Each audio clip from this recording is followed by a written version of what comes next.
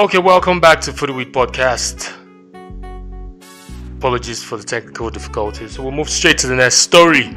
We've talked about the EPL testing, coronavirus testing, and Norwich City player being tested positive. So we just move straight to the next topic of discussion: Black Lives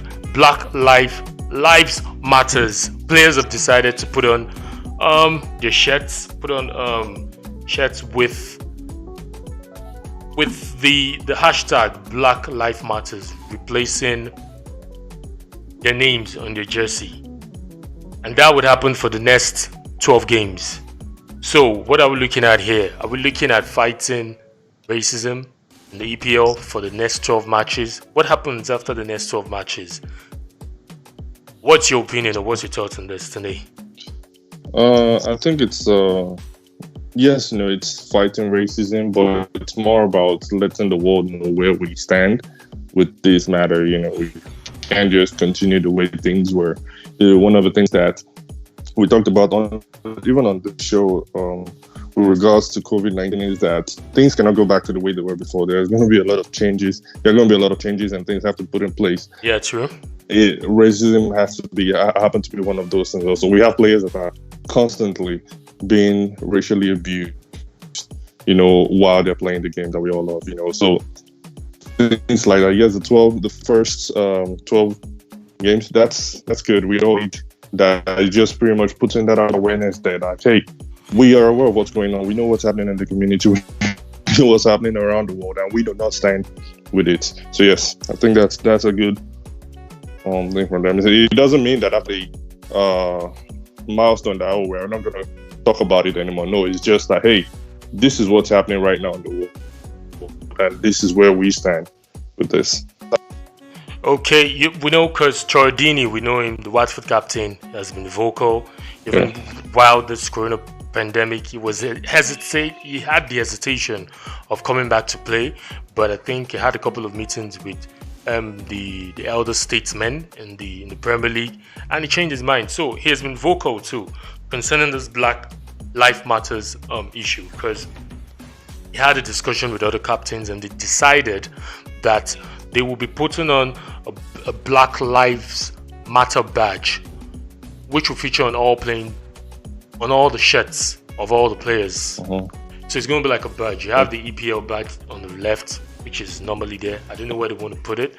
So his girlfriend, Alicia Hosanna, was the one that designed the badge. And all Premier League players, because their captains were represented in this discussion, so they've all agreed in the fight of this racism, white against black. We heard in the news the protests going on. I didn't want to follow it up because I wasn't interested, and because I was disappointed though. While all this issue is being discussed, we have the other white clan, because it's really disappointing. But we see, my fear is, or the way I'm looking at this is, are we looking at, they said they agreed that they're going to wait for the next 12 matches. So that was why I pointed out that, are you just going to do this after 12 matches? What happened?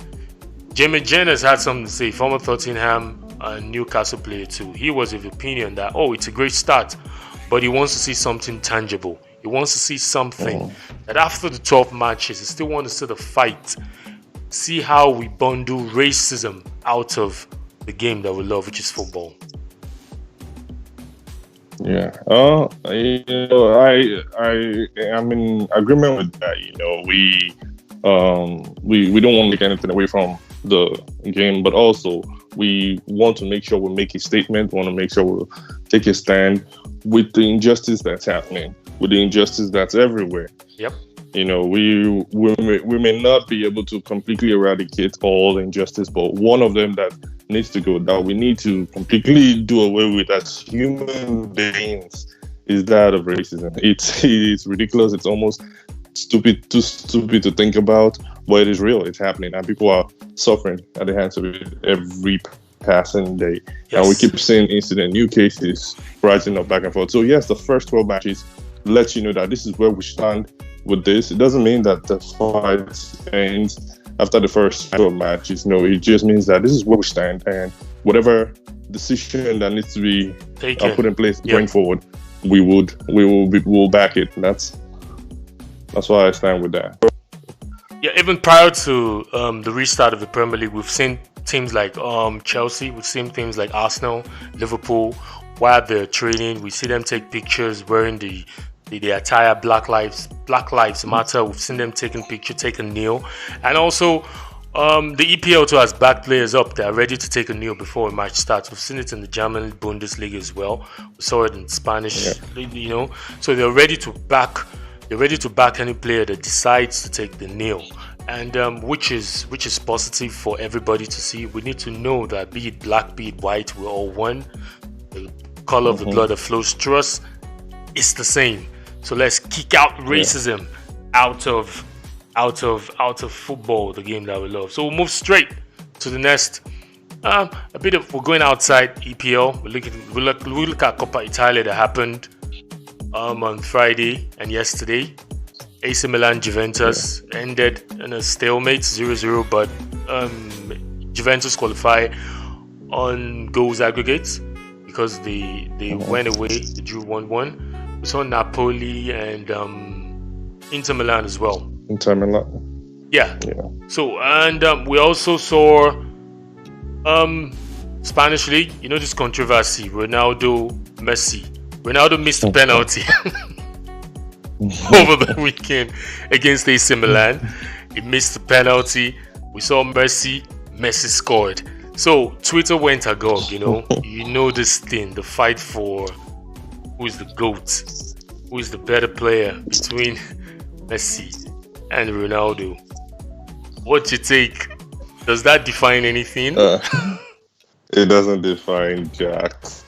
What? it is what it is. Ronaldo missed the penalty. I was against the penalty. I watched the game, and first off, VAR, yes, we know has come to stay, but I didn't think they should have called that penalty. I was particularly excited when he missed the penalty, but it wasn't like he missed the penalty.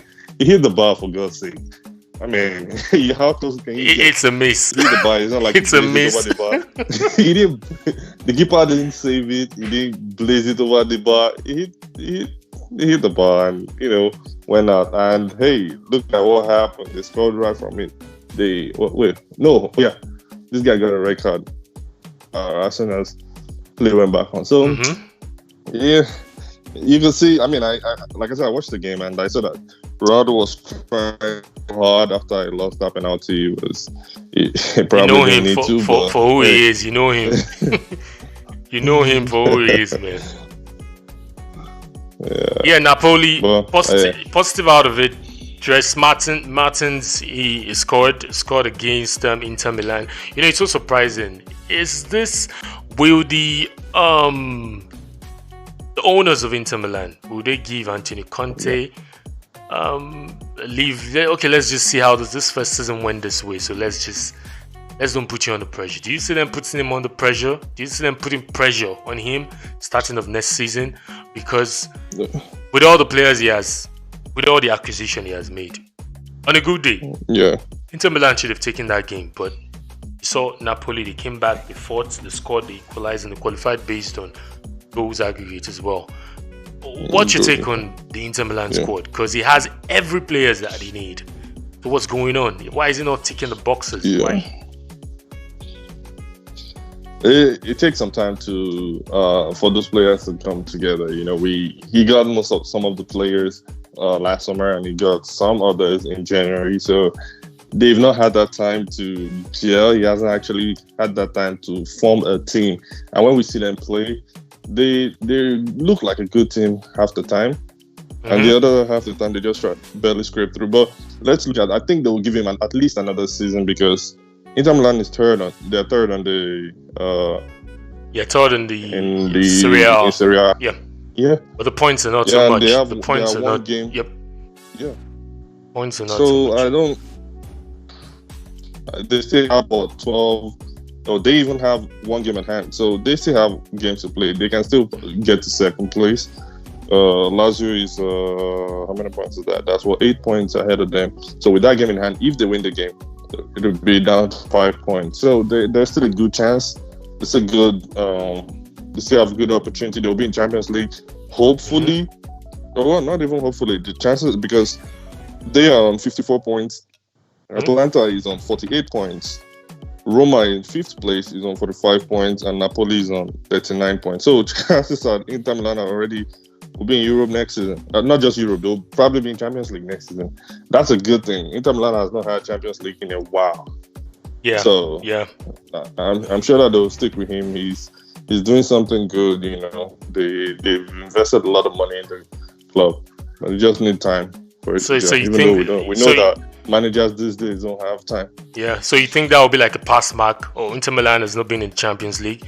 Also, Anthony Conte has taken us back into the Champions League, the money spinning competition.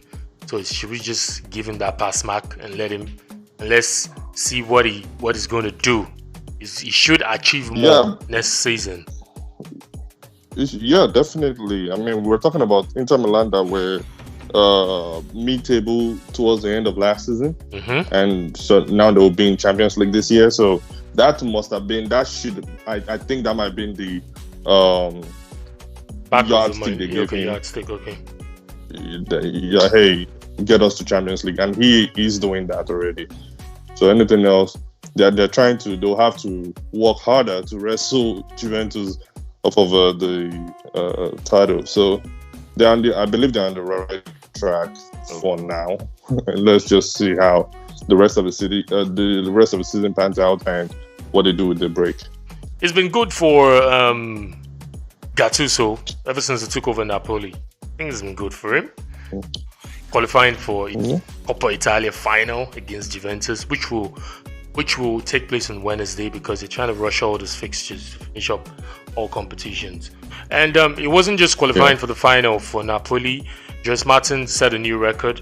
He had that goal was his 122nd goal for Napoli, nicking Slovakian Marek Hamsik over being the highest number of goals scored.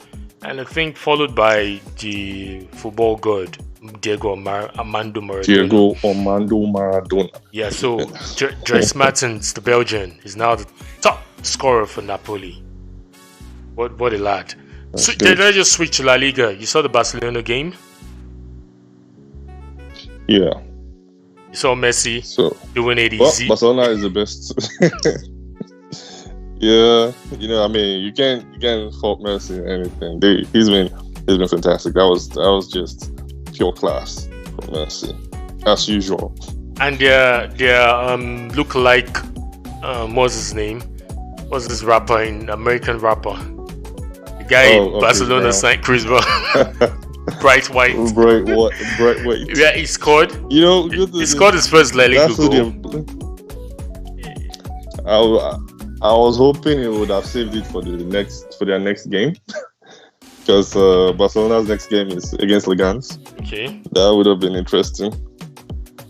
Save it for his former employers. Yeah, and we saw Suarez. I think this pandemic break gave Suarez the opportunity to be able to get back to fitness. It was very sharp yesterday, very very sharp. He could have even scored a brace. I think he missed that sitter. That goal he was supposed to score, the 5th goal. But it's all good for Barcelona. It's all good. It's all good for them. And do you see them nicking this league? I believe so. I believe this season is for Barcelona. Because as I went to one yesterday, they were 5 points ahead of Madrid. And Madrid was playing while this podcast started. So I don't know what their game is. Yeah, they won 3-1. They won 3-1. Okay, so it's back to 2 points. Back to 2 points. Yeah. So we'll see how that pans out. Just a few more games to go, similar to the Premier League. They have 10 more games to go. And we will see who nicks that. So moving on to Coutinho. Pleased to return home. Give Jorgen Klopp a call. Now, I think this transfer is just being blown out of proportion, because do you see a need for Coutinho coming back to the Liverpool team? Yes. And the reason I say yes is because of Salah. I believe that Salah has not been his usual self. He has been on a decline since that injury. We don't see it. Maybe people don't see it because of, his continuous play, but I think he has been on a decline and they need that extra juice. I think Coutinho is that person. Do you feel Coutinho is going to bring that extra juice? Yeah. I want to say yes because, it's a mental thing for me. It is that when Coutinho was there, Liverpool were trash. So maybe if they have him back, they will return to the trash that they were. Because I'm beginning to see this as he's been desperate because there are further claims, further reports saying he's willing to take a pay cut to make the transfer happen in the summer. Yeah. And we know Brazilians and England, they don't tend to... It doesn't mix.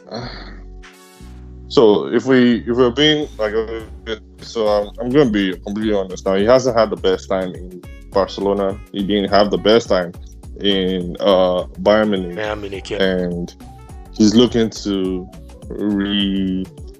resuscitate his career because yes, we know that he's one of the top Brazilians out there, but Brazil normally don't wait around for you to get playing time. They typically just go with whoever is the hottest shot in the country at that time. And him being in Europe, he needs that chance. He needs the opportunity to get back into that Brazil's squad. Because after, I'm talking talent level now, after Neymar in that Brazil squad, I think Coutinho is the next. But, if he doesn't play regularly, he doesn't get that opportunity. So he's in desperate need of that. He needs regular playing time, and I think he can get that in Liverpool. Looking at his stats while he was at Liverpool, you mentioned it earlier. Liverpool was trash, really. I think what solved that puzzle for Jurgen Klopp was Van Dijk. Ever since Van Dijk signed in for Liverpool, it looked like just that perfect solution. And as at then, Coutinho had left. So, for me, what does he have to offer? Or is Klopp trying to turn the Liverpool team into like a dynasty, trying to turn them into a force to reckon with, so that Liverpool will have that depth? Because I don't see him, with all the players they have right now, I don't see him starting. Even if he comes back to Liverpool, I don't see him starting. So is Jurgen Klopp, because I know Timo Werner, the RB Leipzig guy that signed for Chelsea, really hurt Jurgen Klopp to his bones. So is this like a remedy, or is he trying to salvage the situation to ensure, okay, even if there was a claim he mentioned, there was an interview he had on Sky Sports, which he mentioned that he doesn't see Liverpool bringing out the box, spending the box to sign that expensive player during the summer because of the situation of the pandemic, on how clubs having to manage the funds and the resources they have.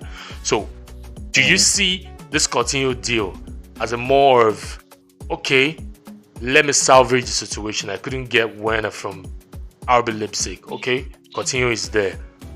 A good one for me. He's ready to take the pay cut. So why not? Why didn't I go for him? I think that's what it is. First off, they're not going to pay the same amount of money they sold Coutinho for. They will have to, they're not going to pay that. Secondly, seeing Coutinho as a known player. Coutinho is known to the fans. Coutinho is known to the staff.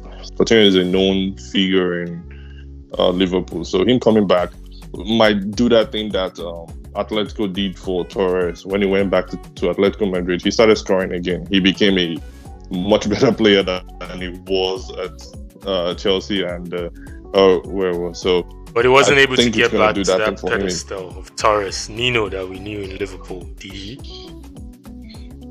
Yeah, no, he didn't get back to that. But psychologically for the player, it gives him it's a welcoming place. It's somewhere that he can call home, somewhere that he knows people around. He knows the fans. He's known by by the people, by the club itself. So he needs that for his career. And Liverpool, it's a good time to just cash in on that to benefit from whatever it is he can bring. I don't see him as a starter in the team because Liverpool is he's definitely going to be one from the bench and definitely to supplement to add depth to their current squad.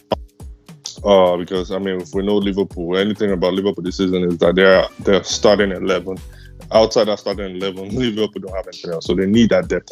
And Coutinho is a very, very good from the bench. Yeah, because we don't see Sadio Mane going on the bench. We don't see Salah. You don't see, because Jorgen Klopp would not trade anybody for those three in front. Maybe him and Firmino would have to, juggle for space, juggle for time, because I can see Jorgen Klopp tweaking the formation, putting Sadio Mane as top 9 and Coutinho coming in from the left. But we just hope we let's. Or you can still plug Coutinho in the central midfield with Ronaldo and Chamberlain, or Ronaldo and who's the other person they have, the Fabinho. But so that leaves him short, don't you think so? That leaves him short in the midfield. You know the kind of formation Jurgen Klopp tried to bring out there. Those guys he puts into the midfield, they are all defensive midfielders. Yeah. So we know Coutinho can defend. We know him. So we just look out, like you say, let's watch the space. Let's see what's gonna happen in the next few days. Is he gonna agree? Is he not gonna agree? We hope.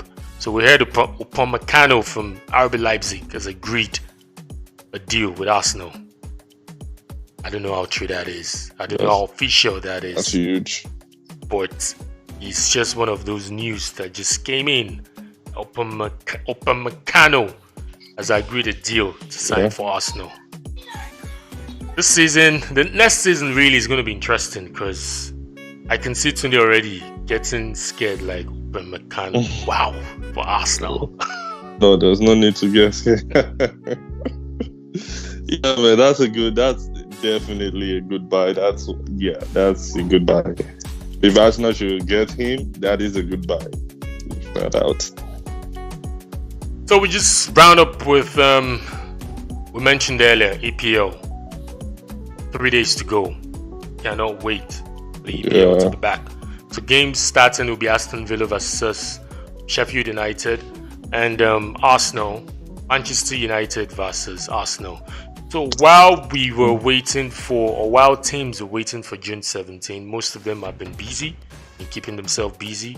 The likes of Arsenal, Manchester United, Chelsea.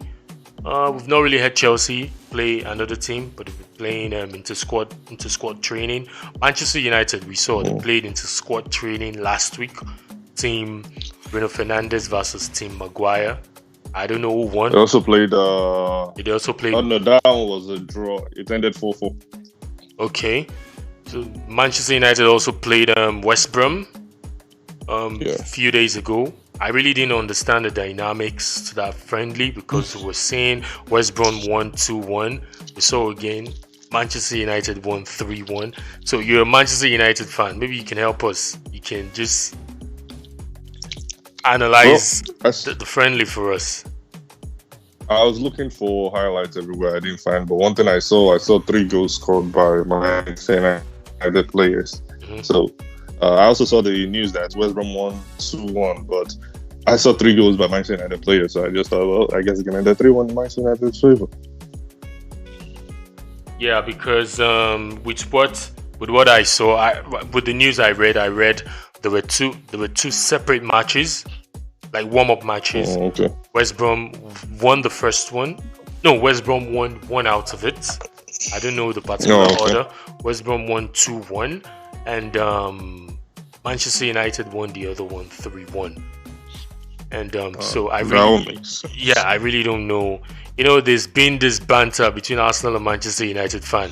When Arsenal lost last weekend to Brentford 2-3, the whole Manchester United fan roasted Arsenal. And they were like, come on, it's just a warm-up game. Take it easy. And now, we heard, or we saw, that Manchester United lost to West Brom. And the whole of Twitter was quiet. So we know who stirs up the antagonism. We know who stirs up the banter. It's Manchester United fans. But when they won the second game, they came all out and hey. But we've been seeing a couple of matches. It's surprising that Norwich City defeated Tottenham. Is that a bit... Are you worried in terms of fitness level? Teams coming out to be the best? Well, maybe fitness level. But I think all of them will be on the same level. And teams will probably be cagey when the games start. I saw it. I mean, we saw it in the Turkish league when they started. We saw it in the German league when they started. We saw it in the few La Liga games that started before Barcelona started opening people up. And of course, I don't think the EPL is going to be any different. Teams will be cagey. It will be their first time back. If they're going to score, they're going to score a lot. And if they don't score a lot, then it's going to be big goalless draw. So it's going to be interesting. Yes, it will. It will. So we're seeing matches, like I mentioned, Aston Villa, Sheffield United will be the one to open the floor for the games, followed by Manchester City versus Arsenal. My heart is in my mouth already. So we'll go. It's going to be great. Yeah. So then on Friday we're seeing Tottenham versus Manchester United. And the other fixtures also. Well, you know how we do it on Footy with Podcast. We just do our predictions. So just to round up this podcast, we just have to do our own predictions. We look at the top 6 teams. We have a top 6: Manchester United, Manchester City, Tottenham, Leicester City, Chelsea. Not top 6 really. Top 7: Wolves, Arsenal. We just look at their games, we predict, and who gets it right is the best predictor. So we'll start with Manchester City, Arsenal. What's your prediction on that? I'll say 2-2. Really? Yeah, 2-2. First off, I mean, I've given the league to Liverpool, so and I think psychologically everyone has given the league to Liverpool. You know, the only instance where Liverpool are not going to get the league is if we didn't conclude the season. We're coming back to start the season. Everyone knows that Liverpool has won this season. Manchester City don't have that drive to finish like, oh, we're trying to catch up. No, there's no drive anymore. It's done and done. So I see Arsenal fighting for, trying to cement or trying to get to that European position, and yeah, they'll give them a good fight. Because so 2-2. The 5th position might be golden. Who knows? Yeah, exactly.